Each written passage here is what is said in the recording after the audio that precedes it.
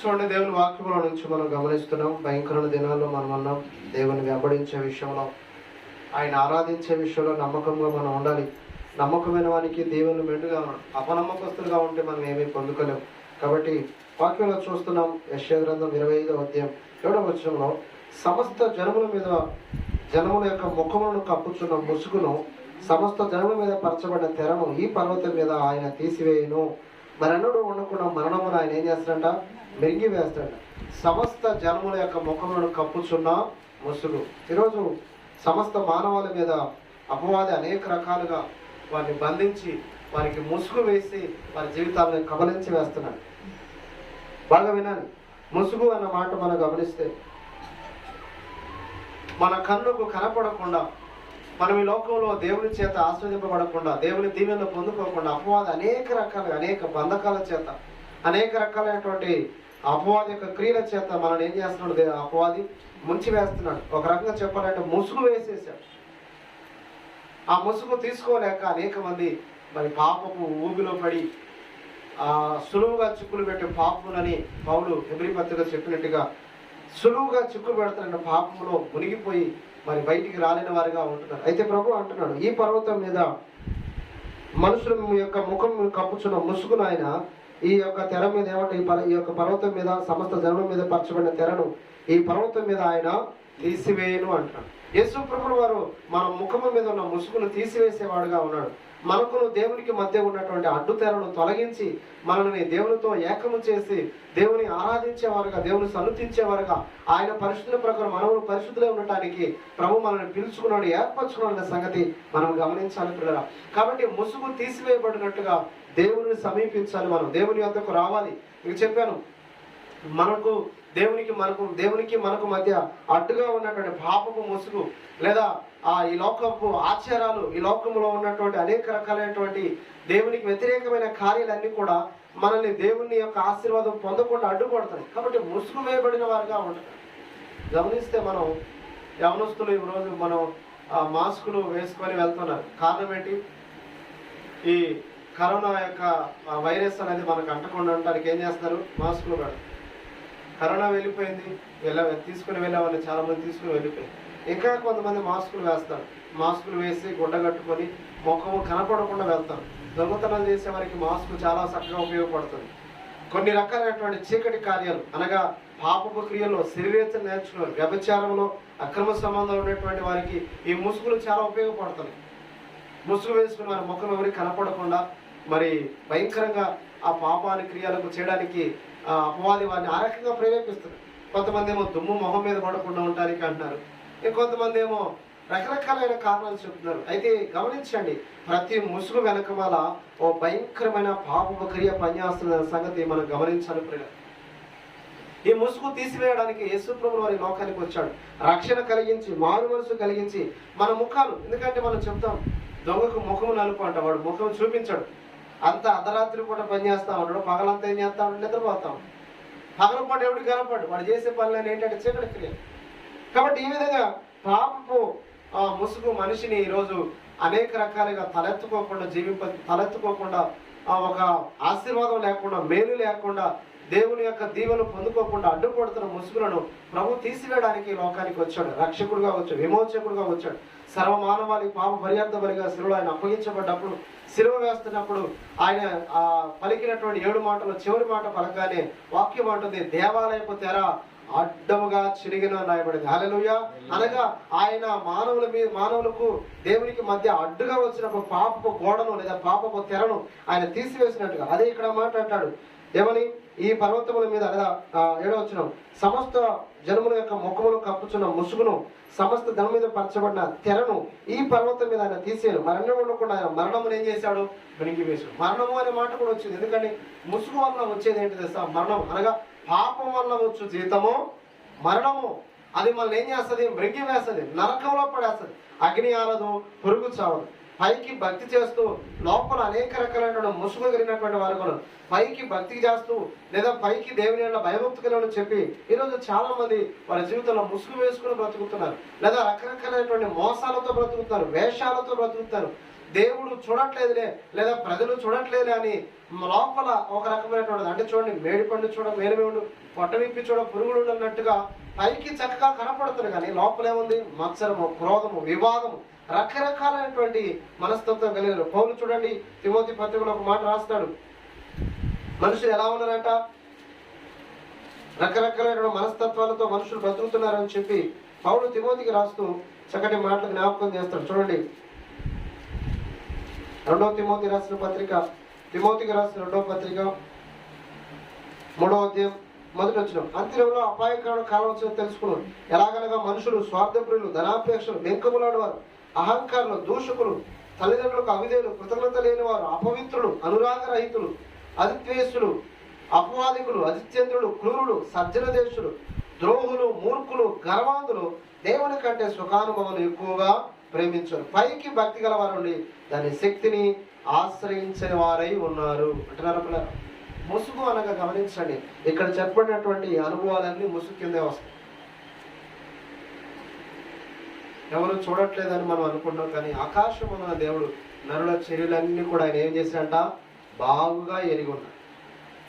4 గోడల మధ్య నువ్వు ఎలా ఉన్నావు, నలుగురు మధ్య నువ్వు ఎలా ఉన్నావు, సమాజంలో ఎలా ఉన్నావు, సంఘంలో ఎలా ఉన్నావు దేవుడు చూస్తున్నాడు. దావీదు అంటాడు, నేను కూర్చున్నా, నేను లేచినా, నా నడక నా పడక నువ్వు తెలుసుకొని ఉన్నావు. నేను ఆకాశముకి ఎక్కినను, పాతాళానికి దిగిపోయినాను, నీకు నేను మరుగై ఉండలేను అంటాడు. గమనించాలి ప్రతి ఒక్కరి జీవితాన్ని. కాబట్టి వాక్యం అంటుంది మనుషునికి ఇన్ని రకాలైనటువంటి, ఇక్కడ చెప్పినటువంటి లిస్ట్ అంతా కూడా మనం చదువుకోండి. ఇందులో మనం ఏ విషయంలో ఉన్నామో ఆలోచించాలి. దేవుని కంటే సుఖానుభవం ఎక్కువగా ప్రేమించడం. కాబట్టి సినిమాలు, సీరియళ్ళు చూస్తూ వ్యభిచారం మనసు కలిగి, అక్రమ సంబంధాలు కలిగి, అన్యాయంగా సంపాదించాలని రకరకాల మనస్తత్వాలతో ఈరోజు దేవుడు మనిషికి దూరం అయిపోతాడు. దేవుడి నుంచి మనిషి దూరం అయిపోతున్నాడు. ఏది ప్రభు మేలేది చేయమన్నాడు, ఆ మేలేది చేయకుండా పాపపు క్రియలు జరిగిస్తూ ఆశీర్వాదాలన్నీ కోల్పోతున్నారు పిల్లలు, దీవెనలన్నీ కోల్పోతున్నారు, మేలులన్నీ కూడా కోల్పోతున్నారు పిల్లలు. కాబట్టి ప్రభు చూస్తున్నాడు వారి యొక్క బాధను, మానవులు పడుతున్న శ్రమనంతటి కూడా చూస్తూ ప్రభు వారిని విడిపించడానికి లోకానికి వచ్చాడు, రక్షకుడుగా వచ్చాడు, విమోచకుడుగా వచ్చాడు. మనందరి మీద ఉన్నటువంటి ఆ ముసుగు తీసుడు. చూడండి ఒకసారి కొరింథీ రాసినటువంటి 2వ పత్రిక 3వ అధ్యాయం 12 నుంచి కొన్ని మాటలు మనం చదువుకుంటే అక్కడ చక్కగా రాస్తాడు. ఈ మాట వివరిస్తూ పౌలు ముసుగును ఎలా తీసివేశాడు దేవుడు, లేదా దేవునికి మనకు మధ్య ఉన్న అడ్డుగోడను ఎలా ప్రభు తొలగించని చెప్తూ చదువునా. తగ్గిపోవచ్చున్న మహిమ యొక్క అంతమును ఇశ్రాయేలీయులు తేరి చూడకుండానట్లు మోషే తన ముఖం మీద ముసుగు వేసుకునేను అంటున్నారా? మోషే ముఖం మీద ముసుగు వేసుకున్నట్ట. కారణం ఏంటి? తగ్గిపోవచ్చున్న మహిమ యొక్క అంతము. ఇశ్రాయేలు చూడడం తగ్గిపోవచ్చున్న మహిమ. వాక్యం అంటే దేవుడు మనం ఎందుకు సృజించాడు? ఆయన మహిమార్థమే జీవించడానికి. మన ముఖాల్లో దేవుని ముఖకాంతి కనపడాలి, దేవుని ప్రసన్నత కనపడాలి. ఒక మాట చెప్పాలని ప్రభు అన్నాడు, నేను పరిశుద్ధుల ప్రకారం మీరును పరిశుద్ధులైనడు, నేను నీతిమంతుల ప్రకారం మీరును నీతిమంతుగా బ్రతకన్నాడు. యథార్థవంతులైన ప్రకారం ప్రభు మనం యథార్థంగా బ్రతకమన్నాడు. మనలో యథార్థత లేదు, పరిశుద్ధత లేదు, పవిత్రత లేదు. కాబట్టి తగ్గిపోవచ్చున్న మహిమ యొక్క ప్రభావాన్ని ఇశ్రాయేలు చూడకున్నట్లుగా మోషే ఏం చేస్తున్నాడు? తన ముఖం మీద ముసుగు వేసుకున్నాడు. తగ్గిపోవచ్చున్న ప్రభావం, మహిమ ప్రభావం మన జీవితంలో కూడా దేవుని మహిమను మనం కోల్పో. అందుకే పౌలు అంటాడు కదా, కొరింథీ పత్రిక, రోమపత్రిక రాసినట్టు చెప్పినట్టుగా ఏమన్నాడు? ఏ భేదము లేదు, అందరూ పాపం చేసి దేవుని గురించి మహిమను పొందలేకపోతారు. కొందరేమో ఆ మహిమను పొందుకున్న మహిమను పోగొట్టుకుంటున్నారు, మరికొంతమందేమో అసలు ఆ మహిమను పొందలేకపోతున్నారు, దేవుని చూడలేకపోతున్నారు, దేవుని కార్యాలను చూడలేకపోతున్నారు, దేవుని స్థలంలోకి రాలేకపోతున్నారు, దేవుని మహిమను పొందుకోలేకపోతున్నారు. కారణం ఏంటంటే ముసుగుంది వారి మీద, ఆపపు ముసుగు. ఒక్కొక్కటిగా మనం వివరించుకుంటూ వెళ్తే ఒక్కొక్కరు వారి జీవితంలో దేవుని కంటే ఎక్కువగా సుఖాన్ని ప్రేమిస్తూ దేవునికి అయిష్టంగా బ్రతుకుతారు. కొంతమంది శరీరేచ్ఛలతో బ్రతుకుతున్నారు. ఆనాడు సంసోను కూడా దేవుడు అభిషేకించి ప్రతిష్ఠ చేయబడ్డ వ్యక్తిగా ఉంచిన తాను ఒక స్త్రీ వ్యామోహంలో పడి, చాలా మంది స్త్రీలను ఢిల్లీలను చూచి అక్కడికి వెళ్ళి అక్కడ చూచి అని స్త్రీల వ్యామోహంలో పడిపోయి సంసోను తనకి ఇవ్వబడిన ప్రతిష్ఠ జీవితాన్ని కోల్పోయాడు, ప్రతిష్టమైనటువంటి బ్రతుకును కోల్పోయాడు. తనకు నాజీరు చేయబడినటువంటి ఆ ప్రతిష్టమైన బ్రతుకును, దేవుడిచ్చిన పరాక్రమాన్ని ఒక స్త్రీ మాటలో పడి, వ్యామోహంలో పడి, నీ బలము నీ శక్తి ఎక్కడ ఉందనంటే ఆమె యొక్క లాలాపుల చేత, ఆ మాట చేత విసిగిపోయి నా యొక్క తల వెంట్రుకలో నా శక్తి అంతా కూడా ఉందని చెప్పేసి అంటున్నారా పిల్లలు? కాబట్టి ఏమైంది? వ్యామోహపు ముసుగు చేత తనలో ఉన్న పరాక్రమాన్ని అంతా కోల్పోయాడు. ఈరోజు చాలా మంది వారి శరీరం యొక్క కోరికలను బట్టి వారి యొక్క ఆస్తిని కోల్పోతారు, అంతస్తును కోల్పోతారు, శరీరం అనారోగ్యాన్ని కోల్పోతారు. చూడండి ఒకసారి సామెత గ్రంథంలో చదవండి. సామెత గ్రంథం 5వ అధ్యాయంలో గమనిస్తే అక్కడ ప్రభు చక్కగా శ్రేష్టమైన మాట ఒకటి మాట్లాడుతూ గమనించండి. 5వ అధ్యాయం 7వ వచనం నుంచి, కుమారులారా నా మాట ఆలకింపండి, నేను చెప్పు ఉపదేశము తొలగపడి జార స్త్రీ యందు ఛాయకపోక నీ మార్గం దానిని దూరంగా తీసుకుని దాని ఇంటి వాకిలి దగ్గరికి వెళ్ళకము. వెన్నీళ్ళ పరులకు నీ యవన బలం, క్రూరులకు నీ జీవితకాలం ఇచ్చేస్తావు. నీ ఆస్తి వల్ల పరులు తృప్తి పొందుతారు, నీ కష్టార్జితం అన్యునిలో చెరుడు, తొదకు నీ మాంసం నీ శరీరం క్షీణించిపోతుంది. వ్యామోహపు ఆలోచన మనలో ఉంటే ఏమైందంట? నీ శరీరము నీ మాంసము క్షీణించిపోతుంది, నీ కష్టార్జితం అన్యునిలో చేస్తుంది, నీ ఆస్తుల వల్ల పనులు తృప్తి పొందుతారు, క్రూరులకు నీ జీవితకాలం ఇచ్చివేస్తావు. దాని ఇంటి దాఖలు దగ్గరికి నువ్వు వెళ్తే నీ యవన బలం అంతా కూడా తొలగిపోయింది. ఈరోజు అనేక మంది అక్రమ సంబంధాల చేత జీవితాలను పాడు చేసుకున్నారు, ఆస్తి అంతా కోల్పోతున్నారు, ఆ ఆస్తి అంతా పరులు పాలైపోతుంది. సంపాదించింది కష్టపడింది అంతా కూడా భార్య బిడ్డలకు చెందాల్సింది వేరొకరికి పొందుకుంటారు. కారణం ఏంటి? ఈ వ్యామోహం పొంగుల చేత, ఈ వ్యామోహపు ఆలోచన చేత భర్తను కాదని వేరొక పురుషుడితో వెళ్ళిపోతారు, భార్యను కాదని వేరొక స్త్రీతో సంబంధం పెట్టుకొని ఎంతమంది అక్రమ క్రియల్లో పాల్గొతున్నారు, ముసుగు వేసుకుని బ్రతుకుతారు. పైకి చక్కగా కొంతమంది భార్యకి ఏది తక్కువ కాదు, పిల్లలకి ఏది తక్కువ చేయకుండా చేస్తారు, చేసి వాళ్ళకి సగం వీళ్ళకి సగం, పెద్దిల్లు చిన్నిళ్ళు అని మాట్లాడతారు. ఎంత దౌర్భాగ్యం, ఎంత భయంకరం ప్రియులారా! చక్కగా భర్తను నమ్మించి మోసం చేసి ఆ భర్తను విడిచిపెట్టి వేరొకరితో వెళ్ళిపోయేటువంటి అనుభవాలు ఎన్ని ఉంటాయి. అడ్డుగా వచ్చిన భర్తను చంపేటువంటి భార్యలు, భర్తను చంపినటువంటి భార్యలు, లేదా భార్యను చంపినటువంటి భర్తలు. కారణం ఏంటి? ఆ ముసుగులో ఏం చేస్తారో అర్థం కావడం. ఆ వ్యామోహపు ముసుగు మానవుల జీవితాన్ని ఏం చేస్తుంది? విచ్ఛిన్నం చేస్తుంది. చివరికి ఆస్తుల విషయంలో కూడా అప్పటి వరకు శరీరక్రియలతో బ్రతికినటువంటి ఆ బ్రతుకు సంతోషంగా అనిపించింది, కానీ తీరా ఆస్తికి వచ్చారికి ఏం చేస్తారు?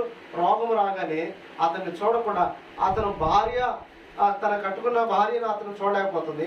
ఎవరితో అయితే సంతోషం కలిగిందనో ఆ స్త్రీ దగ్గరికి వెళ్ళి సంతోషినాడు. ఆ బలహీనతలో గమనించండి, ఇరువురు చూడట్లేదు, ఆస్తుల కోసం ఇరువురు అతన్ని వేధిస్తున్నారు. విన్నారా ఎంత భయంకరం? టీవీ ఆన్ చేస్తే, పేపర్ చూస్తే ప్రతి చోట కనపడేటువంటి వార్తలు ఇవి. ఎంత భయంకరం, ఎంత దౌర్భాగ్య పరిస్థితులు. కారణం ఏంటి? ఆ యొక్క వ్యామోహపు ముసుగు వారి జీవితాల్లో పాడు చేస్తున్నారు. ఎన్నో కుటుంబాలు విచ్ఛిన్నం అయిపోతాయి. ఎంతో మంది యవనస్తులు, నాకు తెలిసిన ఒక యవనస్తుడు అన్నాడు, ఒక మంచి గవర్నమెంట్ ఉద్యోగం వాడికి ఉంది, కానీ వారికి ఉన్నటువంటి ఆ ఉద్యోగం చేస్తుండగా ఒక పెళ్ళైనటువంటి 2 పిల్లలు ఉన్నటువంటి స్త్రీతో తనకంటే అధిక రెట్లు, ఒక రకంగా చెప్పాలంటే తల్లి వయసులో ఉన్న వ్యక్తితో సంబంధం పెట్టుకున్నాడు. చివరికి ఏమైంది? శరీరంలో చాలా బలహీనం అయిపోయాడు. ఒక రకంగా వాడి ముఖంలో యవనస్తుగా ఉండాల్సిన బలమంతా పోయింది. ఇక్కడ చెప్పినట్టుగా చివరికి తన గురించి హెచ్చరించి అనేక రకాలుగా చెప్పారు. చివరికి ఏ విధంగా తన మనసు మార్చుకొని భార్యను వివాహం చేసుకున్నాడు. వివాహం చేసుకున్న భార్యతో చక్కగా ఉన్నాడు. వాడికి అదే మార్గంలో వెళ్తున్నట్టయితే ఉద్యోగం పోయేది, ఆస్తిని కోల్పోయేవాడు, తల్లిదండ్రుల చేత చేదరించుకునేవాడు, సమాజంలో అందరి చేత అవమానించబడేవాడు. తప్పు తెలుసుకున్నాడు కాబట్టి, సరి చేసుకున్నాడు కాబట్టి వివాహం అయింది, కుటుంబానికి కట్టాడు. ఒకవేళ తల్లిదండ్రుల యొక్క ఏమంటారు ఒత్తిడి చేత వివాహం చేసుకొని మళ్ళా అదే స్థితితో వాడు కొనసాగితే అంతకన్నా దౌర్భాగ్య స్థితి మళ్ళా. ఎంతమంది ఇలాంటి పాపపు క్రియల్లో ఉండిపోతారు కదా. కాబట్టి ఆ ముసుగు తీసివేసి మనల్ని నీతిమంతులుగా చేయడానికి యేసుప్రభువు లోకానికి వచ్చాడు. చివరిగా గమనించండి, సంస్థల జీవితం చివరి క్షణంలో, అయ్యా నేను తప్పు చేశాను, నేను పాపము చేశాను, నేను నీ దృష్టికి వ్యతిరేకంగా తప్పు చేశాను, నన్ను క్షమించు, ఒక్కసారి నీ కృప నా మీద చూపు, ఒక్కసారి నీ శక్తి నాకు అనుగ్రహించంటే చివరి క్షణం ఆయన పశ్చాత్తాపడితే కృపగల దేవుడు ఆయన పశ్చాత్తాపానికి మళ్ళా తన శక్తిని అనుగ్రహిస్తాడు. చూడండి, ఆ యొక్క బంధించబడ్డటువంటి ప్రదేశంలో దేవుని శక్తి మళ్ళా వచ్చినప్పుడు ఆ యొక్క సంస్థను దేవుడు శక్తిని పొందుకొని తాను బంధించబడ్డ సంఖ్యల మధ్య ఒక్కసారి దాన్ని విదిలిపించుకోవాలని చూసినప్పుడు ఆ గోడ పడి అక్కడ ఉన్నటువంటి జనసమూహం అంతా కూడా, ఆ ఊరు అంతా కూడా, పట్టణం అంతా కూడా ఆ యొక్క శిథిరాల కింద పడి చనిపోయారంట. హల్లెలూయా. తనతో పాటు ఊరు మొత్తం నాశనం అయిపోయింది. తాను చేసిన అనేకులు రక్షించాల్సినటువంటి వాడుగా, దేవుని యొక్క ప్రతినిధిగా ఉండి అనేకులు ప్రభువుకు తిప్పాల్సిన వాడుగా ఉన్నవాడు తాను నశించి అనేకులు నశించిపోయే స్థితిలోకి వెళ్ళిపోయాడు. కారణం ఏంటి? స్త్రీ వ్యామోహంలో పడి. ఈరోజు ఎంతమంది వ్యామోహపు ఆలోచనలో ఉండి జీవితాల్లో పాడు చేస్తున్నారు. ఆ ముసుగు ఎవరి జీవితంలో ఉంటే ప్రభు తీసివేరు గాక. వ్యభిచారపు మనసు, వ్యామోహ ఆలోచన, శరీర కోరికలు అనేటువంటి ముసుగు మనలో ఉంటే అది తీసివేయబడినట్టు ప్రభు యొద్దకు వచ్చి పశ్చాత్తాపడాలి, మారు మనసు పొందాలి, మనం దిద్దుకోవాలి. రెండవదిగా మనం గమనించండి, దేవుని కంటే ఎక్కువగా సుఖాన్ని మనం ప్రేమించాలి. ఒకడు తన తిండి కోసం ఆతృత పడేవాడు. తిండి అనేటువంటి పరిగెత్తేట్టున్నారు. బైబిల్లో ప్రభు అనేకసార్లు అంటాడు, దేవుని రాజ్యం వస్తున్నప్పుడు అంట తిండి అని, పెళ్ళిళ్ళు అని ప్రజలు ప్రయాసపడతారంట. ఏమేమి కనపడతారు? ఒకటి తిండి, రెండోది పెళ్ళిళ్ళు, వివాహాలు చేసుకోవాలి, కుటుంబాలు కట్టబడాలని పరిగెడతా ఉంటారంట. దేవుని రాకడ సమీపించే సమయంలో ఎలాంటి కార్యాలు జరుగుతాయని ప్రభు చెప్పాడు అన్నాడు. కాబట్టి తిండిపోతులుగా ఉంటే దేవుని రాజ్యానికి వారసులు కాలేడు ప్రభు అన్నాడు. మన శరీరానికి కావాల్సిన ఆహారం ఎంతవరకు తీసుకోవాలో అంతవరకు తీసుకోవాలి. ఒక్కొక్కరు తింటారు, పిచ్చి తిండి తింటారు. అసలు ఈరోజు ఉదయం నేను చూశాను, ఒక వ్యక్తి 10 మంది తినే తిండి తింటాడంట. ఒక్కడే 200 కేజీలు ఉన్నాడు. అందుకని ఏ పిల్లలకి వాడిని పిలవరంట, ఏ కార్యక్రమం వాడిని పిలవరంట. ఎందుకని? వాడికి ఉన్నటువంటి ఆ విపరీత బుద్ధిని బట్టి. చివరికి ఏం జరిగింది తెలుసా? ఎవరు పిలవట్లేదు, ఇంట్లోనే ఉన్నాడు, ఇంట్లో ఉండి తినేస్తున్నాడు. తిని వాడికి అంతు పట్టినట్టు ఒక రోగం వచ్చేసిందంట. వాడి ఫోటో కూడా వేసి చూపించారు. ఎంత భయంకర విషయం ఉంటుంది.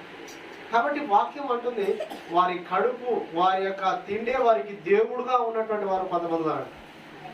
దేవుడు మహిమను, దేవుని యొక్క కార్యాలను చూడకుండా, దేవుని చేత వాడబడకుండా అడ్డుపడేటువంటి ఎక్కడ? తిండి. అందుకే ఉపవాసాలు ఉన్నారు, ప్రార్థనలు ఎక్కువ చేయరు. అంతా బాగుంటుంది, దేవుని మందిరంలోకి వస్తారు, ఆరాధిస్తారు, అంతా బాగుంటుంది.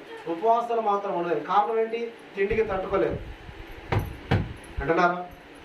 తిండికి తట్టుకోలేరు, తిండికి తమ శరీరాలను కాపాడుకోలేరు. విపరీతమైనటువంటి తిండిపోతులు. కాబట్టి గమనించాల్సిన విషయం ఏంటంటే, రెండవది, తిండిపోతు అనేటువంటి తనం నీకుంటే నువ్వు పరలోక రాజ్యానికి వారసుడు కాలేవు. ఉపవాసాల చేత, జాగరణ చేత ఈ లోకంలో ఉండగా దేవుణ్ణి కలిగి నమ్మకస్తులుగా మనం బ్రతకాలి. ఇప్పుడు గమనించాలి, నమ్మకస్తులుగా మనం ఉన్నప్పుడే పరలోక రాజ్యానికి వెళ్తాం. ఒక ఆమె అంటుంది, ఏమని నిన్న ఆదివారం రాలేదని అంటే, అయ్యా బయలుదేరే సమయానికి మా ఆయన ఏం చేశాడు, చేపలు తీసుకొచ్చి పెట్టాడు. వాటిని చేసి అవి సిద్ధపరిచి ఆయనకు వడ్డించి పెట్టిన తర్వాత నేను కూడా తిన్నాను, శుభ్రంగా పడుకున్నాను. ఇప్పుడు ఇంతకే మందిరానికి రాకుండా అడ్డుపడింది ఏంటి చెప్పాలా? చేపల కూర, తిండి. వినాలి 9:30కి నిద్ర వస్తుంది మీకు బాగా వినాలి. కాబట్టి వాక్యం ఉండదు. తిండిపోతనాన్ని నిన్ను ఏం చేస్తుంది? అదొక ముసుగుగా చేసి దేవుని యొక్క కార్యాలు చూడకుండా చేస్తాను. ఒక్కొక్కరు తింటారు భయంకరమైన తిండి. నేను చూసిన కొంతమంది అప్పుడప్పుడే తింటున్నారు, తిండి అయిపోయినప్పుడు కూల్ డ్రింక్ కావాలంట, టీ కావాలంట, తర్వాత కాసేపటికి బేవ అంటాడు. మనకి ఇంజక్షన్లు ఉన్నాయిగా, బిల్లలు ఉన్నాయిగా, విపరీతంగా వేసుకోండి. నీకు దేవుడు ఇచ్చిన ఆరోగ్యాన్ని నువ్వు కాపాడుకోకుండా నీ విపరీత తిండిని బట్టి కొన్నిసార్లు కొన్ని కుటుంబాల్లో ఆకలితో అల్లాడిపోయే పరిస్థితులు ఉంటాయి. ఏంటో తెలుసా? ఆస్తులు లేకపోయినా, లేకపోతే అప్పులు లేకపోయినా తినే తిండిని బట్టి అంట ఇంట్లో ఏమవుతుంది? ఆర్థిక భారం అధికమైపోతుంది. కొన్ని దేశాలు అందుకే అలా అయిపోయాయి. వారికి ఉన్నటువంటి విచ్చలవిడితనమైన తిండిపోతనాన్ని బట్టి కొన్ని దేశాల్లో కరువు వస్తుంది. ఈ మట్టి ఉంది చూసారా, మట్టిని రొట్టెలుగా చేసుకొని తింటున్నారు కొన్ని దేశాలు. తిండి చేత అల్లాడిపోతున్నారు. మనకు తిండి ఎక్కువైపోయి రోడ్ల మీద పడేస్తున్నాం. తిండి ఎక్కువైపోయి ఒక్కొక్కడు బిర్యానీ తినాలని చెప్పి కూర్చొని ప్లేట్ నిండా పెడుతున్నాడు బిర్యానీ. ఇంత పెద్ద ప్లేట్, మనం తినే ప్లేట్గా చాలా పెద్ద ప్లేట్. ఆ ప్లేట్లో తింటా ఏం చేస్తారు? తిని మధ్యలో ఏం చేస్తారు? ఆ తిండి వదిలేస్తారు. ఒక్కొక్కటి 500-700 రూపాయలు. తిండి లేని వారు ఎంతోమంది, కొంతమంది తిండి ఎక్కువైపోయిన వారు మరి ఎంతోమంది. విన్నారు పిల్లరా? నేను ఎందుకు ఈ మాట అన్నానంటే, తిండిపోతనం నిన్ను పరలోక రాజ్యానికి చేర్చదంట, సోమరితనం వచ్చేస్తుందంట. సరిగ్గా పని చేయలేము, మనం సరిగ్గా దేవుని పనులు చేయలేము. తిండి తిన్నవాడు ఏం చేస్తాడు? నిద్ర ఎక్కువ పోతాము. కాబట్టి దేవుని పని ఎక్కువ చేయాలి. ఆదివారాలు మనం తినకుండా పోతే నిద్ర వస్తుందా? ఎంతమంది తిని వచ్చారు? వస్తా టిఫిన్ అయినా అన్న నాకు షుగర్ ఉందన్నా, నాకు బీపీ ఉందన్నా, తినలేమన్నా. అదే 11-12 వరకు అంత పని ఉందంటే వెళ్తామా లేదా? వచ్చిన తర్వాత తింటాం. ఆదివారం ఒక్కరోజు మాత్రం మనం ఉండలేము. కారణం ఏంటి? తిండిపోతాను, తట్టుకోలేనటువంటి పరిస్థితి మనకు. ఇదే నిన్ను పరలోకానికి చేర్చదు. కారణం ఏంటి తెలుసా? విలువైన మాటలు నువ్వు నిద్రపోతా ఉంటే నీ చెవులు పడకుండా వెళ్ళిపోతావు. తిండిపోతాను, నిద్రపోతూ అనేది దరిద్రాన్ని కలుగు చేస్తుందంట. ఆయుధదారుడు వచ్చినట్టుగా నీ మీదికి లేమి వస్తుందంట. వచ్చి నీ దగ్గర నుంచి అన్ని లాక్కెళ్ళిపోతాయంట. కాబట్టి ప్రేమ, తిండిపోతున్న ముసుగు మన జీవితంలో తొలగించబడాలి. లేకపోతే పరలోక రాజ్యం మనం చేరలేం కదా. తిండిపోతులు, తాగుబోతులు, తిరుగుబోతులు పరలోక రాజ్యం చేరాలి అని వాక్యంలో స్పష్టంగా రాయబడుతుంది. కాబట్టి గమనించండి, రెండో మాటగా తిండిపోతాను. ఒకసారి చూడండి, ఫిలిప్పీ రాసిన పత్రికలో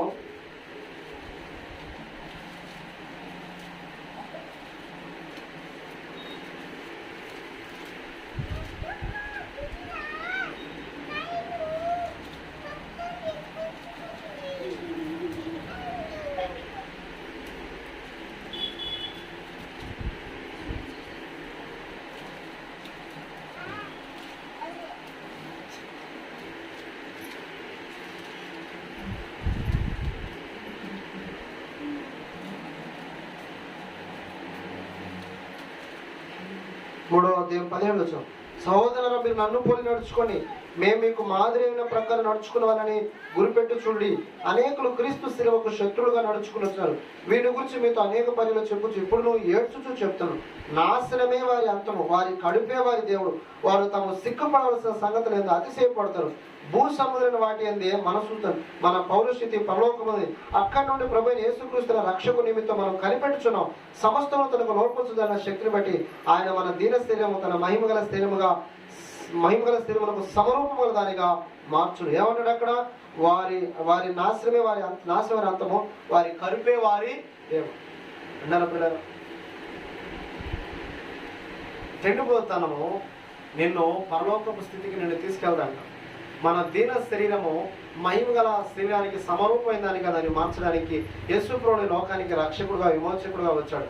ఈ దీన శరీరము మహిమగల శరీరముగా మార్చబడాలంటే నువ్వు తిండి చేత ఐక విహారాల చేత నీ కడుపు నింపుకొని ఉంటే ఆ కడుపు మన చివరికి ఏం చేస్తాంట? నాశనం. అందుకే చూడండి, 10 మంది కన్యకలు పిలువబడితే 5గురు సిద్ధపడ్డారు. నూనె ఉంది వారి దివిటీలో, వారు సిద్ధంగా ఉన్నారు, నిద్రపోవాలి. అవునా కదా? కళ్ళు కాయలు కాసేది చూస్తారు. ఎందుకని ప్రభు వస్తానని చెప్పాడు, ఈరోజు వస్తానని చెప్పాడు. కాబట్టి నిలబడి వారు అంతే దేవుని కొరకు చూస్తారు. భక్తి అనేది ఎలా ఉంటుందో తెలుసా? ఎప్పుడు మనకు అవసరమైనప్పుడు భక్తి చేసి అవసరం కానప్పుడు విడిచిపెడేది కాదు. దినదినము దేవుని కొరకు మనం ఏమాలంట? లోకపరంగా చనిపోతూ క్రీస్తు నిమిత్తం బ్రతకాలంట. హల్లెలూయా. ఒక వ్యక్తి అంటాడు, ఆత్మీయ పోరాటం ఇది. ఏ పోరాటం? ఆత్మసమైన పోరాటం. ఏమి తిందుమో ఏమి తాగుదో మేము ధరించుకుందామని లోక విషయమైనటువంటి ఆరాటం కాదు, కానీ నిత్యము ఎక్కడ నా శరీరానికి కలంకం కలుగుతుంది, ఎక్కడ నా మాటల వల్ల నాకు కలంకం వస్తుంది, ఎక్కడ నా చూపులో నాకు కలంకం వస్తుంది, ఎక్కడ దేవుని యొక్క చిత్తము చేయకుండా నా జీవితంలో అపవాది ముసిగి వేస్తాడని ప్రతిరోజు ఒక పోరాటంతో బ్రతకాలంట మనం. అందుకే నేను పౌలు అంటాడు, మంచి పోరాటం నేను పోరాడను, నా విశ్వాసం నేను కాపాడుకున్నాను, నా పరుగు తుదమిచ్చాను, ఇక మీద నా కొరకు ఏముంది? జీవకిరీటం. చెప్పగలవా నువ్వు? నేను నా కొరకు జీవకిరీటం ఉంది, క్రీస్తు ఎదుట నేను నిలబడతాను, నా దేవుని నా దేహం ద్వారా మహిమపరుస్తాను, నేను ఎల్లప్పుడూ ఆయనకు మెలకువగలిగిన భక్తి చేస్తాను, విశ్వాసంతో బ్రతుకుతానని చెప్పగలుగుతున్నాను మన జీవితంలో. అయితే నిద్రపోతుంది లేదా తిండిపోతాను లేదా ఇందాక చెప్పినట్టుగా వ్యామోహపు ఆలోచన, ఈ మూడే మానవుని జీవితాన్ని బాగా కవరించి వేస్తున్నాయి. దేవుని ఎంతకు రాలేకపోవడమే కారణం. ఈవెన్ సేవకుడు సైతం, ఒక సేవకుడు అంటాడు, ఇదిగో సేవకుడు తనున్న సంఘంలోనే అక్కడే ఉండి అక్కడే బ్రతుకుతా ఉంటాడు. ఏం పెరిగిందంటే కడుపు పెరిగింది. తిని మరి ఏం చేస్తాడు? కడుపు పెంచుకోండి. విన్నారా పిల్లరా? సువార్త ప్రకటించాల్సిన భారం మా మీద మోపడింది. ఏం చేయాలి? అనేక గ్రామాలు తిరిగి సువార్త ప్రకటించాలి. ఈ సువార్త ప్రకటిస్తున్నప్పుడు తినాలనే ఆశ ఉండదు, నిద్రపోవాలని ఆశ ఉండదు, ఏ కాడికి నశించిపోతున్న ఆత్మల గురించిన భారం ఉండదు. మీరు అనొచ్చు, మాకు ఆ భారం లేదు కదా. పౌలు అన్నాడు, అయ్యో స్వార్థ ప్రకటించకపోతే నాకు శ్రమ. దేవుని పని గురించినటువంటి ఆసక్తి నన్ను భక్షిస్తుందని దావీదు చెప్పినట్టుగా సంఘము గురించి, పరిచర్య గురించి, సువార్త గురించి నీకు భారం లేకపోతే ఏ భారం ఉంటుంది నీకు? అయితే తిండిపోతాం అన్న భారం ఉంటుంది, నిద్రపోదాం అన్న భారం ఉంటుంది, సంపాదించుకున్న భారం ఉంది. సంపాదించుకున్న తర్వాత ఎవరి ఈ శరీరక్రియల చేత ఏమి కొనుక్కుందామా, ఏమి ధరించుకుందామా, ఎవరితో ఏ రకమైనటువంటి సుఖాల కోసం పరిగెడదామా, అయితే సినిమాలు, సీరియళ్ళు, లేకపోతే లోకంలో ఉన్నటువంటి శరీరక్రియలతో పరిగెత్తడం కూడా. ఇదే మనకు ఆలోచన ఉంటుంది. సంఘము గురించి, స్వార్థ గురించి, దేవుని రాజ్యం గురించి భారం కలిగిన వాడు తన్ను తాను బద్దం చేసుకుంటాడు. కనీసం ఒక ఆత్మని నేను ప్రభు యొద్దకు తీసుకెళ్లాలనే భారముతో బ్రతుకుతాడు. కాబట్టి వాడు ఉపవాసాలు ఉంటాడు, సేవకుడితో కలిసి పనిచేస్తాడు, మందిరంలో ఏం జరుగుతుందో నేను ఆలోచిస్తాడు, మందిరంలో నేను ఏ పని చేయాలి, ఎలా స్వార్థ చెప్పాలి, నేనంటూ దేవుని కొరకు ఏదన్నా చేయాలి అనేటువంటి తపన ఉంటుంది. ఆ తపన నేను నిద్ర పట్టనివ్వదు. హల్లెలూయా. ఆ తపన నేను కడుపు నిండా తిననివ్వదు. హల్లెలూయా. ఓ దైవజనుడు అంటాడు, ఇంకా ఆకలిగా ఉండగానే చేయగడుక్కోవాలంట. హల్లెలూయా. ఇంకాసేపు నిద్రపోదామని అనిపిస్తుండగానే లేచి మొహం కడుక్కోవాలంట.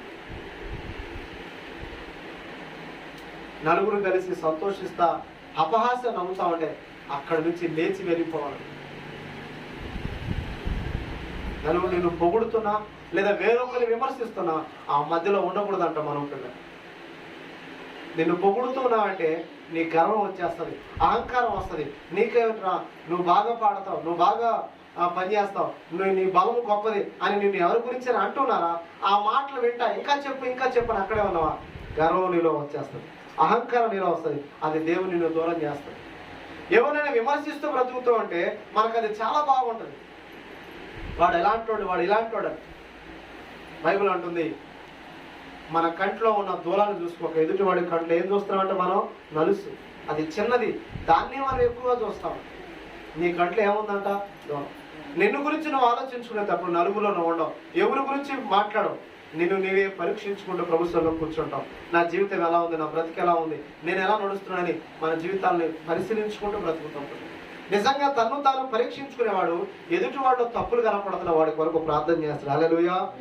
అందరము ఏదో బాధ్యతలో ఉన్నాం ప్రభా, మమ్మల్ని కరుణించయ్యా అని దేవుని సన్నిధిలో ప్రార్థన చేస్తాం. అంటే ఆ వాక్యం అంటుంది, యేసు ప్రభువు లోకానికి వచ్చిన తర్వాత ఆయన సర్వలోకానికి సువార్త చెప్తున్నప్పుడు ఒకటే చెప్పాడు, ఆయన అందరినీ ప్రేమించండి, అందరితో సమాధానంగా ఉండండి, మిమ్మల్ని హింసిస్తున్న వారి కొరకు ప్రార్థించండి, మిమ్మల్ని బాధిస్తున్న వారు లేదా మీకు శత్రువుల వారి కొరకు కూడా ప్రార్థన చేయండి అని చెప్పాడు దేవుడు. ఎవరు చెప్పలే ఈ మాటలు. అందుకనే ఆయన వాక్యం వింటున్న అనేక మంది ఆశ్చర్యపడారు, ఈయన ఎవడో, ఈయన నోటిని చూస్తే ఈ మాటలేంటి, అధికారంతో చెప్తున్న ఈ మాటలేంటి అని అనేకులు ఆకర్షితులయ్యారు. ఆ రోజు సౌండ్ బాక్సులు ఇవేమీ లేవు. ఆయన ఎక్కడన్నా ఒక పడవ మీద కూర్చోండి, ఒక కొండ మీద కూర్చుంటే జన సమూహాలుగా వచ్చి వాక్యం వినారంట. ప్రజల మధ్యకు వచ్చి చెప్తున్న వాక్యం చాలా తక్కువ, కానీ ఆయన ఒంటరిగా ఉంటే ఆయన వెతుక్కుంటూ జన సమూహాలు వెళ్ళి అంట. దేవునికి స్తోత్రం. ఆ బోధ, ఆయన చెప్తున్నటువంటి ఆ ప్రేమతో కూడిన మాటలు, జీవితాన్ని దిద్దేటువంటి ఆ మాటలు పిల్లలు. ఇప్పుడు నేను చెప్పిన మాటలు బట్టి పాస్టర్ గారు నేను తిండిపోతున్నాను కాబట్టి నన్ను చూసి నా గురించి మాట్లాడుతున్నాను అనుకుంటాను. నేను అక్కడిక్కడ తిరుగుతున్నాను కాబట్టి నా యొక్క క్రియలు లేదా నేను చేసిన తప్పిదాలు, నేను కుటుంబాలను కూల్చింది లేదా నేను కుటుంబాల గురించి చెప్పిన మాటలు తెలుసు కాబట్టి నా గురించి మాట్లాడుతున్నాను అని మనం అనుకుంటున్నాం. అని నువ్వు అనుకొని నీ జీవితంలో ఆ మాటలు తేలిగ్గా చూస్తే నీ బ్రతుకులో ఎప్పుడూ మార్పు రాదు. మన పరిస్థితి ఎరిగే దేవుడు మాట్లాడతాడు, మన హృదయాలు ఎరిగే మాట్లాడు. ఏది దేవునికి నీకు మధ్య అడ్డుగా ఉందో ఆ ముసుగు తీసేయాలనే దేవుడు మాట్లాడతాడు. హల్లెలూయా. అది ఏదైనా కానీ పిల్లలు, ధనాపేక్షను ముసుకుందా ఈ రోజులో అంటున్నారు పిల్లల. దేవుని మందిరం కోసం రూపాయి ఖర్చు పెట్టం, కానీ మన ఆడంబరతల కోసం అన్నీ ఖర్చు పెడతామని అలా చెప్పాలి. కొత్త బట్టలుగా ఫంక్షన్ ఈ రోజు ఉంది అని అంటే వారానికి ముందే చీర కొంటామా ఖచ్చితంగా కొనాల్సింది. అమ్మాయి మేము కొనుక్కుంటారు, పురుషులు ఒక అన్నారు అనుకో, ఇదిగో మేము నలుగురిలోకి వెళ్ళాలి, నలుగురితో మాట్లాడాలి, మీ వారి ఇదేంటి పాత చీర కట్టుకుంది నీకు ఎట్లా ఉంటుంది అని ఆయన రోసం తీసుకుని ఏమంటాడు, చీర కొనుక్కోవచ్చు. మందిర ప్రతిష్టకి చీరలు, పెళ్లికి చీరలు, ఎవరైనా సరిపోయినా చీరలు, బట్టలు వేస్తారు కదా, అదే చనిపోయినప్పుడు ఏమంటారు, బట్టలు వేస్తారు కదా, వాళ్ళకి బట్టలు వేసుకుని ప్రతిదానికి బట్టలే. మందిరంలో ఇవి లేదు అని అంటే ఏమైనా ఇస్తాం, సువార్త ప్రకటించలేదని ఏమంటే ఈ పాస్టర్ గారికి పొద్దాక ఇదే ఆలాపన, ధనాపేక్ష పట్టింది మా పాస్టర్. ఏ పక్ష పట్టిందంట అన్నారా? మొన్న చెప్పాను మీకు, ఏం లేదు, అది చూసారు ఎంత దూరం వెళ్ళిపోతున్నాయి. సజీవంగా చెప్తున్నాం, 650 తలా మనం వేసుకుంటే మహా ఎన్ని పడితే ఒక 3 ట్రక్కులు పడుతుంది చెప్పాలి, లైవ్ వెళ్తుంది ఇక్కడ. 3 ట్రక్కులు, 3 ఆర్లు 1800. ఎంతమంది ఉన్నాం? 15 మంది ఉన్నాం. 15 రోళ్ళు వేసుకున్నా, లేకపోతే వాళ్ళు 18 కదా, 100 రూపాయలు వేసుకున్న అందరం ఏమైపోయింది విన్నారా పిల్లలు? కానీ దాన్ని మనం ఏం చెబుతాం? పనులు లేవు, డబ్బులు లేవు అని చెప్తాం. అలా అని మన తిండి ఆగుతుందా? అలా అని మన పెళ్ళిళ్ళు ఆగుతున్నాయా? అలా అని మనం వెళ్ళాల్సిన చోటికి వెళ్ళకుండా ఉన్నామా? లేదు. కుస్తీలు ఆగుతున్నాయా? చెప్పలేదండి. ఈ ఏంటి డోక్రాలు ఆగుతున్నాయా? అసలు లేవు మాట్లాడ పోనీ, అసలు పేడ ఉంది. వింటున్నారా? ధనాపేక్ష అనే ముసుగు మనిషి జీవితంలో దేవుని యొక్క ఆశీర్వాదాలన్నీ కోల్పోయేటట్టుగా చేస్తుంది. ప్రతి దాంట్లో మనం చెయ్యి వదులుతున్నాం, కానీ దేవుని మందిరానికి వచ్చేసరికి మనం చెయ్యి వెనక్కిపోతుందంట. అదే మన ఆశీర్వాదం కోల్పోవడానికి కారణం. అందుకనే ప్రభు అంటాడు, కానుక దగ్గర ఒక రోజు కూర్చున్నాడు దేవుడు. చాలా మంది వారికి కలిగిన దాంట్లో వేస్తాడట. కానీ ఒక తల్లి, ఒక పేద విధవరాలు, ఆమె కలిగిన దాన్ని మొత్తం తీసుకొచ్చి మందిరంలోకి వేసినాడు. దేవునికి స్తోత్రం. ఆయన అంటాడు, వారందరికంటే ఈమె గనురాలు అని చెప్తాడు. దేవునికి స్తోత్రం.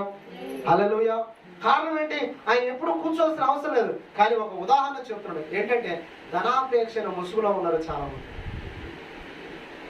నువ్వు సంపాదిస్తావు కానీ అన్ని చిలుచంచడం ఏర్పడతాయి. నువ్వు సంపాదిస్తావు కానీ రెక్కలు చాపి మరి ఎగిరిపోతాయి. హాస్పిటల్కి వెళ్తాయి, డాక్టర్కి వెళ్తాయి. మొన్న ఒకరు అంటారు, అన్న లెక్క కట్టి మొత్తం ఎప్పుడో మేము తీసుకున్నాం, ఏది ఈ వడ్డీకి డబ్బులు తీసుకొచ్చామన్నా, అసలు ఇంకా కట్టలేదన్నా, అసలు తెచ్చుకుందేమో 1,00,000 రూపాయలు, ఇప్పుడు మేము కడుతుందేమో 75,000 రూపాయలు. వడ్డీ ఎంత అంట? తెచ్చుకుంది ఎంత? 1,00,000. కడుతుంది ఎంత? అలాగే ఉంటుంది మరి అన్న. చాలా బాధపడుతూ చెప్పాడు. లెక్కలు చూడమంటే నా వల్ల కాదు, ఎప్పుడో మనం వడ్డీకి తెస్తే కాదు, వడ్డీలకి ఇస్తే కాదు. విచిత్రం ఏంటంటే వృద్ధాప్యంలో ఉన్నటువంటి వారికి ప్రభుత్వం ఏదైనా సాయం అందిస్తుంటే దాన్ని కూడా వడ్డీలకి ఎత్తున్నారు మనవాళ్ళు. అన్నారు మన సంఘంలో, అయ్యా ఒకడికి 10,000 ఇచ్చాను, లేదు అయ్యా ప్రార్థన చేయండి. ఎవడు ఇవ్వన్నాడు? అసలు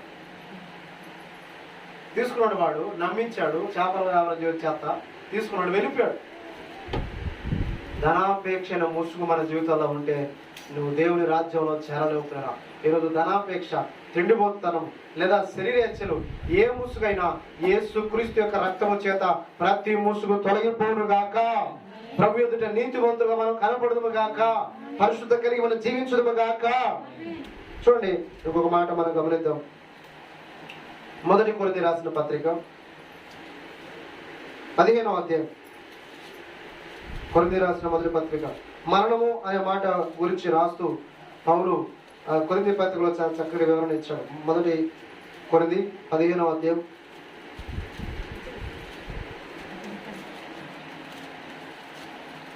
53వ వచనం. క్షయమైన ఈ శరీరం అక్షయతను ధరించుకొనున్నది, మర్త్యమైన ఈ శరీరం అమర్త్యను ధరించుకొనున్నది. ఈ క్షయమైన అక్షయం ధరించుకున్నప్పుడు, ఈ మర్త్యమైన అమర్త్యను ధరించుకున్నప్పుడు విజయమందు మరణము మిగివేయబడును అని వాక్యం రాయబడు. ఓ మరణమా నీ విజయం ఎక్కడ? ఓ మరణమా నీ ముళ్ళు ఎక్కడ? మరణపు ముళ్ళు పాపము, పాపముకున్న బలము ధర్మశాస్త్రం. అయినను మన ప్రభు అయిన యేసుక్రీస్తు మూలముగా మనకు జయము అనుగ్రహించిన దేవునికి స్తోత్రము కలుగును గాక. హల్లెలూయా.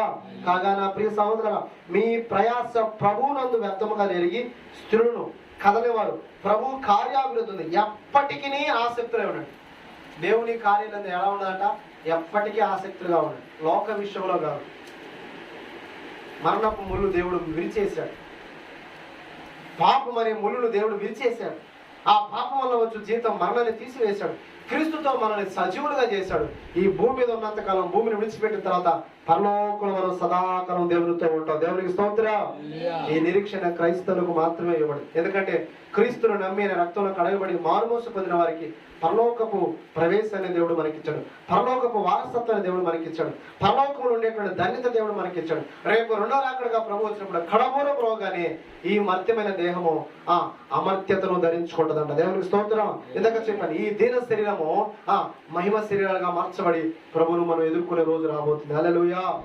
కాబట్టి ఇప్పుడు భూమి మీద ఉన్నంత కాలం యాత్రికులు మనం గమనించాలి, పరదేశులు మనం గమనించాలి. దేవుని కొరకు మనం రోషం కలిగి బ్రతకలిపాడు. దేవుని ద్వారా మనం అనేక మేలులు, ఆశీర్వాదాలు ఈ భూమిని విడిచిపెట్టాక పరలోకం పొందాలంటే ఒకటే, దేవుని కొరకు నిష్ఠగా బ్రతకండి. ముసుగు వేసిబడిన వారిగా ఉండొద్దు. మోషే పైనుంచి దిగి వస్తూ తగ్గిపోతున్న మహిమను ప్రజలు చూస్తారని ముసుగు వేసుకోనంట. ఈరోజు చాలా మంది కూడా మందిరానికి వచ్చేటప్పుడు ముసుగు వేస్తారు, ఆ తల మీద ముసుగు వేసుకొని స్త్రీ అని చెప్పి అంటున్నారు.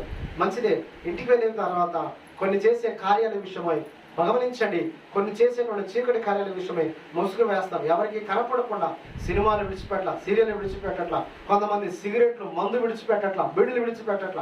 అది ఒక్కటేనండి అంటున్నారు. అదే నిన్ను నరకానికి తీసుకెళ్తాను. పరలోకానికి వెళ్ళకుండా అడ్డుపడేది ఏంటి? అదే విన్నారు కదా. నీ మాటలు, నీ క్రియలు, నీ తలంపులు చేతనైతే కుటుంబాలు కట్టాలి, విడదీసేవారుగా ఉండకూడదు. మనం చేసే చిన్న చిన్న పొరపాట్లను బట్టి ఏమైపోతాయి? కుటుంబాలు విచ్ఛిన్నమైపోతాయి. సరస్వక్తుల చేత ఏమంటారు, రకరకాలైనటువంటి ముసలమ్మ ముచ్చట్ల చేత ప్రార్థన చేస్తున్నావు, మందిరానికి వస్తున్నావు, కానీ నీ ముసలమ్మ ముచ్చట్లో నువ్వు మానట్లేదు పిల్లరా. ఆయమ్మ ఇట్ట, ఈ అన్న ఇట్ట, వారిట్ట, వీరిట్ట అని చెప్పి మాట్లాడకుండా కుటుంబాలు విచ్ఛిన్నం చేసుకుంటారు. జాగ్రత్త పిల్లరా. మన జీవితాలు సరిగ్గా మనం జీవించకపోతే మనం చేసే ప్రతి క్రియలకు ఒకరోజు దేవునికి లెక్క అప్పచెప్పాలి. నీ మాట తీరు, నీ ప్రవర్తన, నీ నడవడికను బట్టి దేవుడు మన ఒకరోజు లెక్క అడుగుతాడు. ముసుగు తీవేయబడిందా? ఇంకా రక్షణ పొందావా? మారు మనసు లేకుండా ఉన్నావా? ఒకసారి ఆలోచించు. దేవుని ఎదుట నా జీవితాన్ని ప్రభుకు అప్పగించుకుంటామని దేవుని వాక్యం సెలవిస్తుంది. చూడండి, మనం చదివిన యెషయా గ్రంథంలోకి రండి. 25వ అధ్యాయం 7వ వచనం. సమస్త జనముల మొక్కను కప్పుచున్న ముసుగును, సమస్త జనం మీద పరచబడిన తెరను ఈ పర్వతం మీద ఆయన తీసివేయను. మరణం ఉండకుండా మరణమును ఆయన మెరికివేసను. ప్రభు అయినటువంటి యెహోవా ప్రతి వారి ముఖం మీద బాష్ప బిందువును తుడిచివేయను. మన కన్నీరు తుడిచేవాడు దేవుడే. నీవు నేను అనుకున్నటువంటి లోకంలో ఉన్నటువంటి ఏవి కూడా మన ముసుగును తీసివేయలేవు, మన కన్నుల యొక్క కన్నీరును తుడిచివేయలేదు, లేదా మన జీవితంలో మనకు ఎదురయ్యే మరణాన్ని తీసివేయలేదు. ప్రభా, ఒక్క యేసు ప్రభువు వారు మాత్రమే ఆయన రక్షణ ద్వారా, ఆయన ఇచ్చే మారుమనసు ద్వారా, ఆయన ఇచ్చే పరలోకపు పిలుపు ద్వారానే మనము ప్రతి బలహీనత నుంచి విడిపింపబడతామని గ్రహించి యేసునందే విశ్వాసం ఉంచాలి. భూమి మీద ఉండకుండా తన జనం నిందను ఆయన తీసివేస్తాడు. మన నిందను తీసేవాడు ఎవరు? దేవుడే. విచారంతో పట్టబడిన స్త్రీ, ఆమె ఎంతో నిందతో అవమానంతో వచ్చింది. అందరూ రాళ్లతో కొట్టి చంపాలనుకున్నారు. యేసు ప్రభు దగ్గర రాగానే ఆమె ఎంతో నిందతో వేదనతో ఉన్నప్పుడు ఆయన అన్నాడు, నేల మీద ఉరంగి ఏదో రాస్తూ ఆ తర్వాత అన్నాడు, మీలో పాపం చేయమని ఎవడో ఈమె మీద మొదట రాయను. అంతే. పెద్దలు వచ్చిన వరకు ఎవరు కూడా ఆమెను ఏమనుకుంటూ వెళ్ళిపోయారు. తర్వాత వారందరూ ఎక్కడమ్మా అంటే, ఎవరు లేరయ్యా, ఎవరు నేను శిక్షించలేదంటే, ఎవరు నన్ను శిక్షించలేదు, నేను కూడా నేను శిక్షను, కానీ ఇక మీదట నీతి గలదానై. నిందకు ప్రతిగా ఏమొచ్చిందంట? ఆమెకు గొప్ప ఆశీర్వాదం. నీతిమంతురాలుగా బ్రతుకు, పాపం విడిచి బ్రతుకు. ఆ రోజు ఆమె ముసుగు తీసివేయబడింది దేవుని ఎదుట. వింటున్నారా పిల్లరా? గుడ్డివాడు అప్పటి వరకు అందరి చేత చేదరించబడ్డాడు, అందరి చేత తుణీకరించబడ్డాడు. ఇదిగో రోడ్డు పక్క నుండి, త్రోవ పక్క నుండి అడుక్కున్నాడు. కొంతమంది వాడు అడుక్కున్న దాన్ని బట్టి కొంతమంది జాలిపడి వేసేవారు, మరి కొంతమంది వాడిని తన్నుకుంటూ వెళ్ళారు, వాడి దగ్గర నుండి తీసుకుని వెళ్ళారు. ఏం చేస్తున్నా కళ్ళేని వాడు కదా, చూడలేడు. అటుగా జనసమూహం వస్తుంది. ఏంటి జనసమూహం? ఈ గోల్ ఏంటంటే, యేసు ప్రభు నజరేతుడైనటువంటి యేసు వారు ఇటు వెళ్తున్నారని చెప్పగానే వాడు నోరు తెరిచి, దావీదు కుమారుడా, నజరేతు వాడా, యేసయ్యా అని కేకలు వేశాడు. అక్కడున్న వారందరూ ఊరుకున్న వాళ్ళు, కానీ మళ్ళా ఎక్కువగా కేకలు వేశాడు. వాడు అక్కడున్న వారందరూ చెప్పినట్టుగా మౌనంగా ఉండే వాడి జీవితంలో మళ్ళా చూపు పొందేవాడు కాదు. వెలుగును చూసేవాడు కాదు, మహిమను చూసేవాడు కాదు, దేవుని యొక్క మహిమను పొందుకున్నటువంటి వాడు బిగ్గరగా కేకలేసాడు. దావీదు కుమారుని పిలవనప్పుడు వాడిని పిలవండి అని చెప్పారు. దేవుడు అక్కడే ఆగాడంట వాడి కేకల మీద.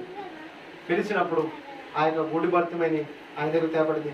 ఏమి కావాలని కోరుతున్నావంటే, నేను చూపు పొందగోరుతున్నాను ప్రభు, నేను చేస్తాను, నమ్ముతున్నాను అన్నాడు. అంతే. నీ నమ్మిక చెప్పిన జరుగును కాకని వాడి కన్ను ముట్టగానే వాడు చూపు పొందాను.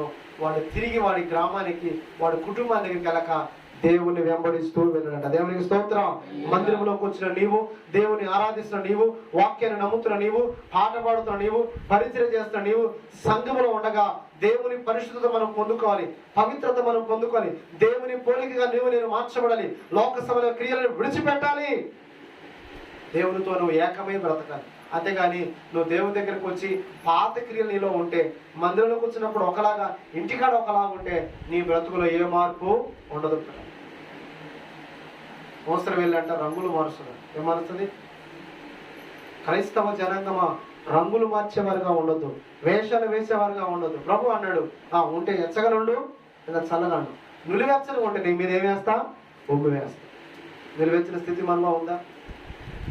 మన మీద ఉన్న పాపపు శాపపు ముసుగు తీసివేయడానికి పరలోకం విడిచి భూలోకానికి వచ్చిన యేసుప్రభుడు నీ కొరకు చేస్తున్న ప్రతి కార్యాన్ని చేశాడు. ప్రతి అవమానాన్ని భరించాడు. ప్రతి నిందను భరించి మనకు ఆనందాన్ని, రక్షణను కలుగజేశాడు. అట్టి క్రీస్తునందు రక్షింపబడిన మనము ప్రియులారా, ఆయన అంత గొప్ప మహిమగలిగిన కార్యం లేదా అంత గొప్పగా మన కొరకు కల్వరి త్యాగం చేసి నిన్ను నన్ను కొనుక్కొని రక్షిస్తే మార్పు చెందిన వారిగా మనం ఉంటే ఏమన్నా ప్రయోజనమా ప్రియులారా? మందిరంలోకి వచ్చి కూడా నీ మాట తీరు మారకపోతే నీకన్నా లోకంలో ఉన్నవాడే మంచోడు. మందిరంలోకి వచ్చి నీ యొక్క ప్రవర్తన సరిగా చేయకపోతే బయట ఉన్నవాడే బెటర్ ఏమో ఒక రకంగా. ఒకసారి దేవునికి భయపడతాడు. దేవుని యొక్క వాక్యం వింటూ ఆయన వెలుగుతో నింపబడాల్సిన నీవు పైకి వెలుగు కనపడుతూ లోపల చీకటి అంతే ఉంటే దానివల్ల ప్రయోజనం ఏమైనా ఉందా? వాక్యం అంట నోటి దాకా వెళ్తుందంట. దేవుని మాట అంట నోటి దాకా లోపలికి వెళ్ళట్లేదంట. లోపలికి వెళ్తే ఏమైంది?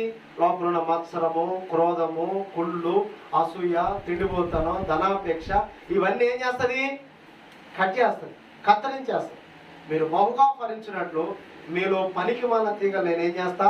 కట్ చేస్తా అన్నారా పిల్లలు? సరి చేయబడకపోతే పరలోక రాజ్య ప్రవేశం లేదు పిల్లలు. ఈ భూమి మీద ఉండగానే మన బ్రతుకులు సరిచేసి వాక్యము చేత, క్రీస్తు రక్తము చేత మనం కడగబడి ముసుగు మొత్తం తీసివేయబడాలి. అద్దం ఎదుట మనం కనపడ్డప్పుడు ఏ లోపం మనలో ఉన్న దాన్ని ఎలా తీసివేసుకోవడమో దేవుని వాక్యం ఎదుట, సంఘం ఎదుట, క్రీస్తు ఎదుట మనం నిలబడ్డప్పుడు ఏ లోపము మనలో కానరాకూడదు. హల్లెలూయా. దాని గురించి రాయబడింది, అతనిలో ఏ లోపము కానరాలేదంట. నోవా గురించి రాయబడింది, ఈ తరం వాళ్ళు నువ్వు ఒక్కడవే నిందారహితుడు, నాతో కలిసి నడిచావు, దేవునితో కలిసి నడిచాడు. లేదా వాక్యమైన మన జీవితంలో దేవునితో నడుస్తున్నావా? వాక్యం నడుస్తున్నావా? కేవలం ఆదివారం మాత్రమే బైబిల్ తెరిచి వాక్యం వింటున్నావా? మిగతా రోజులు బైబిల్ చదువుతున్నావా లేదా? బైబిల్ చదివేవాడికి జ్ఞాపక శక్తి ఎక్కువ అంట. బైబిల్ చదివేవాడికి జ్ఞానం పెరుగుతుంది. బైబిల్ చదివేవాడికి పరిశుద్ధత వస్తుంది, పవిత్రత వస్తుంది. అలాగే మందిరంలో ఇక్కడ కూర్చున్నప్పుడే ప్రార్థన చేస్తున్నాం, ఇంటికాడ ప్రార్థన చేస్తున్నాం. పెందల కాడ లేచి నీ కుటుంబం కొరకు మొరపెట్టాలి. నువ్వు మొరపెట్టిన దినాన సాతాను నీకు క్రోధాన్ని కలిగజేస్తాడు. సాతాను మీ కుటుంబాన్ని గలిబిలి చేస్తాడు. సాతాను నీ జీవితంలో అనేక రకాల బలహీనతలకు గురి చేస్తాడు. ప్రార్థించే వ్యక్తి, ఎక్కువగా ప్రార్థించే వ్యక్తి నిద్ర తక్కువ పోతాడు. ఎక్కువగా ప్రార్థించే వ్యక్తి తిండి పోతే ఉండడు, తిండి మీద ఆలాపన ఉండదు. నువ్వు ప్రార్థన చేయకపోతే పద్దాగా తింటా కూర్చుంటావు. నువ్వు ప్రార్థన చేయకపోతే నీవు అసలు సోమరిపోతుగా మారిపోతావు. సోమరిపోతుగా ఉండకుండాలంటే ఎక్కువగా ప్రార్థన చేస్తే చురుకుగా మనం ఉంటాం. హల్లెలూయా. అన్నా అందుకే చూడండి, పెందలను లేచి ప్రార్థన చేసిన దినాన ఎంత చురుకుగా పని చేస్తామో, ఎన్ని పనులు చేసినా విసుకురాదు. తిని బద్ధకంగా 9ంటికి లేసామనుకో అసలు ఏమన్నా పని చేస్తావా? ఏ పని చేయాలన్నా భర్త మీద విసుక్కుంటాం, పిల్లల మీద విసుక్కుంటాం, నీ మీద నీకే విసుగు వచ్చింది. 1 గంటకు మొహం కడుగుతాం, ఇలా పని అయిపోతుంది. టిఫిన్ అయిపోయింది, టీ అయిపోతుంది, ఇంకేమవుతాయి అన్నీ అయిపోతాయి. నోరు వాసన వస్తుంది, ఎవరు నొత్తి అనుకొని అప్పుడు మొహం కడుగుతాం. ఏమంటారు కానీ చెప్పాలి? సోమరిపోతూ లేదా ఏమంటారు తిండిపోతూ సంఘానికి అధ్యక్షుడు అనొద్దండి, బోర్డు పెట్టాలి. జాగ్రత్త, ఇట్టి వారికి పరలోకంలో అసలు ప్రవేశం లేనే. నీ ఆత్మీయ జీవితాన్ని, నీ విశ్వాస జీవితాన్ని, దేవునితో నువ్వు ఏకమై పొందాలనుకున్న ప్రతి ఆశీర్వాదాన్ని అడ్డుపడుతుంది ఏంటో ఈరోజు సరి చేసుకో. అదొక ముసుగులాగా నీ మీద ఉంది. కనబడుతుందో నీ ముసుగు? నీకు ప్రార్థన చేయి, నీకు దేవునికి మధ్య ఉన్న ముసుగు ఏంటో ప్రభు తీసివేస్తుంది. వాక్యం చదువు, వాక్యం నీ మీద ఉన్న ముసుగును తొలగించేస్తుంది. దేవుని సన్నిధిలో కనిపెట్టి ప్రార్థన చేయి. అందుకే మీరు ఇక్కడ అంటారు చూడు, చివరిగా భూమి మీద నుండి తన జనుల నిందను తీసేని ఇలాగ యెహోవా సెలవిస్తాడు. ఆ దినం జనులు ఇలాగందరూ, ఇదిగో మనం రక్షించునని మనము కనిపెట్టున్న మన దేవుడు, మనము కనిపెట్టుకున్న యెహోవా ఈయనే. మనం రక్షించమని మనము కనిపెట్టుకున్న మన దేవుడు, మనం రక్షించని మనం కనిపెట్టుకున్న దేవుడు. కనిపెడుతున్నావు దేవుని కోసం, దేవుని రాజ్యం కొరకు. ఏం కనిపెడుతున్నావు నీవు? ఈ ఇల్లు తీసేసి ఇంకొక ఇల్లు కట్టాలని కనిపెడుతున్నానండి. పాత బండి అమ్మేసి కొత్త బండి కొనుక్కోవాలని కనిపెడుతున్నానండి. ఇంకేం కనిపెడుతున్నావు? పాత ట్రాక్టర్ అమ్మేసి కొత్త ట్రాక్టర్ కొనుక్కోవాలి. ఏ పొలంలో అయితే పని చేసిన ఆ పొలం కొనుక్కోవాలని కనిపెడుతున్నానండి. ఈ లోకం మట్టికి, ఈ లోకంలో వాటి కొరకే నువ్వు ఆశపడుతూ వాటి నిమిత్తం నువ్వు కనిపెడితే వాక్యం అంటుంది, ఏది విత్తుతావో అదే కోస్తావు. దుర్నీతి నిత్యం, లోకంలో ఉన్న వాటిని కావాలని ఆశించాం, వాటితో పాటు మనం అంతమైపోతాం. కాదు, పరలోకం కొరకు కనిపెట్టు. హల్లెలూయా. ఆయన రాజ్యం కొరకు కనిపెట్టు, ఆయన మహిమ కొరకు కనిపెట్టు. ఏ రోజైనా ఈ భూమిని విడిచిపెట్టాలా, ఈ దేహాన్ని నేను వదిలిపెట్టాలా, ఆ సమయానికి నేను పవిత్రుడుగా ఉండాలి. హల్లెలూయా. పరిశుద్ధంగా ఉండాలి. దేవుడని చూసి బలా నమ్మకమైన దాసుడాని నా గురించి చెప్పాలి అనేటువంటి నిరీక్షణ, ఆ విధంగా దేవుని కొరకు కనిపెట్టేవాడు అయితే నువ్వు పరలోకం కొరకు కనిపెట్టి పరలోకాన్ని పొందుకుంటాం. అసలు పరలోకం కొరకు కనిపెట్టేవాడిగా నువ్వు ఉంటే ప్రేరణ గమనించండి, క్రీస్తు రక్తం నీ జీవితంలో వ్యర్థమైంది, ఆయన శిలువ త్యాగం వ్యర్థమైంది, ముసుగు నీ మీద అలాగే ఉండిపోతుంది. ఉండటం కాదు, నిన్ను అది మిరిగి వేసేస్తుంది. అంటున్నారా? నిన్ను అది తీసుకొని ఆ ముసుగు నిన్ను నరకంలో పడేస్తుంది. ఈరోజు ఎంతో మందికి ఆ కళలో కనపడుతున్న ఎంత కూడా చూడండి, అవ్వమ్మ అన్ని దినాలు అవ్వ ఆదాము దేవుని సొల్లు ఎంత సంతోషంగా బ్రతికారు. వారికి అపవాది వేసిన చిన్న ముసుగు నిజమా అనేటువంటి ఒక సందేహం తను ఏం చేసింది, ఆ ముసుగు చేత ఆ పళ్ళు తీసుకుంది, తన భర్తకి ఇచ్చింది. అక్కడ నుంచి వెలివేయబడ్డారు, శపించబడ్డారని రాయబడి. ఎంత దారుణం చూశారు. సాతాను వేసిన ఆ చిన్న ముసుగు నేనేం చేసింది. కాబట్టి ఏ ముసుగులు ఈరోజు దేవుని యొక్క మహిమను కోల్పోతున్నామో, పనుల భారము చేత, సంపాదించిన భారము చేత, కడుపు నింపుకోవాలని తిండిపోతుతనము చేత, లేదా శరీర కోరికల చేత, దేని చేత నువ్వు పరిగెడుతున్నావో ఆ ముసుగు నిన్ను కవలించేస్తుంది. లేదు, అయ్యో నాకు అర్థమవుతుంది, నా గురించే దేవుడు మాట్లాడుతున్నావు, పలాని తిండిపోతున్నావు నాకుంది, లేదా పలాని వ్యభిచార మనసు, లేదా శరీర నాలో ఉన్నాయి, దేవుని కంటే ఎక్కువగా నేను కొన్ని ప్రేమిస్తున్నాను, వాటిని నేను విసర్జించుకోవాలని పశ్చాత్తాపడితే ఈరోజు క్రీస్తు రక్తం నీ మీదకి వస్తుంది. హల్లెలూయా. దేవుని వాక్యం నీ మీద ముసుగు తీసివేయాలని కోరుకుంటుంది. ఇదిగో ఈ పర్వతం మీద, ఈ మందిర పర్వతంలో, ఈ పరిశుద్ధ సన్నిధిలో, ఇదిగో దేవాది దేవుడు నీతో నాతో మాట్లాడుతూ మన మీద ముసుగు తీస్తున్నాడు. ఎవరైతే ఆయన రక్షణ కొరకు కనిపెడతారో, ఈయన వల్లనే మనకు రక్షణ, ఈయనే మనం నిత్య జీవానికి నడిపించుకోవాలని ఎవరైతే కనిపెడతారో వారి కోసము ఇదిగో ఆయన రక్షణ బట్టి మనం సంతోషించి ఉత్సహించుదు. యెహోవా హస్తము ఈ పర్వతం మీద నిలుచును, పెంట కుప్పలో వరిగడ్డి త్రొక్కబడినట్లు మోయాబులు తమ చోట్లే త్రొక్కబడుదురు. ఈతగాండ్లు ఇరుటకు తన చేతులు చాపునట్లు వారు తన మధ్యన తన చేతులను చాపుదురు. వారెన్ని తంత్రుల పనులు యెహోవా వారి గర్వమును అణిచివేను. మోయాబు నీ ప్రాకారములు పాడైపోయిన కోటలను ఆయన కృంగగొట్టును, వాటిని నేలకు అనగదొక్కి ధూళిపాలించాను. శత్రువు యొక్క కోటలను ఏదైనా కూల్చేస్తాడు. అయితే నీ మీద నా మీద హస్తము చాచి మన మీద ముసుగు ఆయన తీసివేస్తాడు. ఆయన పరిశుద్ధత మనకిస్తాడు, ఆయన పవిత్రత మనకిస్తాడు. అందుకనే పిల్లరా, సిలువలో ఎప్పుడైతే మన పాపం మీద పరిహారం ఆయన చెల్లించాడో దేవాలయపు తెరవైపోయిందంట, నడిమికిచ్చింది. అనగా ఆ యొక్క అతి పరిశుద్ధ స్థలంలోకి ప్రవేశించే ధన్యత దేవుడు మనకి ఇచ్చాడు. హల్లెలూయా. దేవునితో ఏకమై ఉండే జీవితం మనకి ఇచ్చాడు. దేవుని మహిమను పొందుకునే కృపనిచ్చాడు. ఆయనతో శాశ్వత కాలం ఉండే ధన్యత, యోగ్యత నీకు నాకు ఇవ్వబడింది పిల్లరా. ఇది గమనిస్తే అందుకనే నిజమైన క్రైస్తవుడు ఏది ఉంది ఏది లేదని ఆలోచించాడంట. నా దేవునితో నా సంబంధం సరిగా ఉందా లేదా అనేదే ఆలోచిస్తాడు. అందుకోసం ప్రార్థనలు, అందుకోసం ఉపవాసాలు, అందుకోసం సేవలతో సహవాసం, సేవకులతో మాట్లాడుతూ, సంఘంతో మాట్లాడుతూ, మందిర పనులు, సువార్త కొరకు, ఈ విధంగా దేవుని పని కోసమే ఆరాటం ఉండదు. కానీ ఇక ఏ పని ఆరాటమో కొంతమంది దేవుని పని చేయమంటే ఎంత విసుగో. దేవుని పని గురించి మాట్లాడితే సేవకుడు ఏమైనా చెప్తున్నానంటే ఆయన అమ్మో నేను నన్ను వదిలిపెట్టను, నేను వెళ్ళిపోతాను. విన్నారా? ఈ విధమైన మనస్సు నేను లోకంలో దేవుని కార్యాలు మేలులు పొందుకోకుండా అడ్డుపడతాను గమనించి సరి చేసుకుందాం. తెచ్చిన పడదాం అందరం. ఏ ముసుగు నీ జీవితంలో నీకు దేవునికి మధ్య అడ్డుగా ఉంది? నీ యొక్క విపరీతమైన మాటల, నీ యొక్క జీవితంలో నీ ప్రవర్తన సరిగా లేదా తిండిపోతుగా ఉన్నావా, నిద్రమత్తుగా ఉంటున్నావా, లేకపోతే ధనాపేక్ష చేత దేవుని కంటే ఎక్కువగా పనుల కోసం పరిగెడుతున్నావా? ఏది నీ జీవితాన్ని దేవునికి దూరం చేస్తుంది? ఆ ముసుగు తీసివేయబడినట్లు ప్రార్థన చేద్దాం. కళ్ళు మూసుకుందాం అందరం కూడా. ఒకసారి చిన్న ప్రార్థన చేసుకుందామా? కళ్ళు మూసుకొని, ప్రభువా నా జీవితాన్ని నాకు తేటపరిచావు, నాకు నీకు మధ్య అడ్డుగా ఉన్న ముసుగును ప్రభా నువ్వు తొలగించాలని కోరుతున్నావు. అవును, నీవే మా రక్షకుడు. నీ యొక్క శిలువ మరణము ద్వారానే మా ముసుగు తీసివేయబడింది ప్రభువా. మా యొక్క ముఖముల మీద ఉన్న ముసుగు తీసివేయబడింది నాయన. అయ్యా ఆనాడు మోషే తగ్గిపోతున్న యొక్క మహిమను ప్రజలు చూస్తారని ముసుగు వేసుకున్నాడు.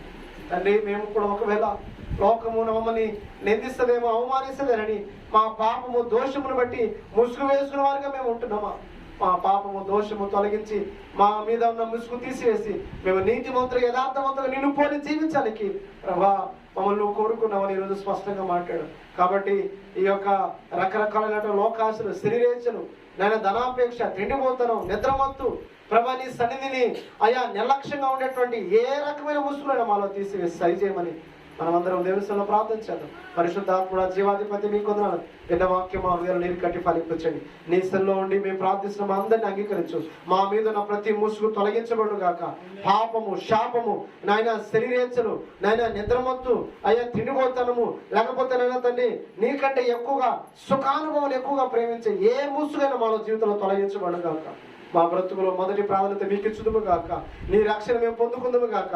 మారుమనసు మేము పొందుకుందాం గాక. పరలోకానికి మేము సంపూర్ణంగా సిద్ధపడదు గాక అని ప్రార్థిస్తాం తండ్రి. ఇంకా ఎంతమంది ప్రభా అయ్యా వారికి తెలియకుండానే ఈ సులువుగా చిక్కులు పెట్టి పాపపు ముసుగులో ఉన్నారో వారి జీవితాన్ని సరి చేసుకోవడానికి అయ్యా పరిశుద్ధాత్ముడా ప్రతి ఒక్కరి మీద నీ ఆత్మను కుమ్మరించండి.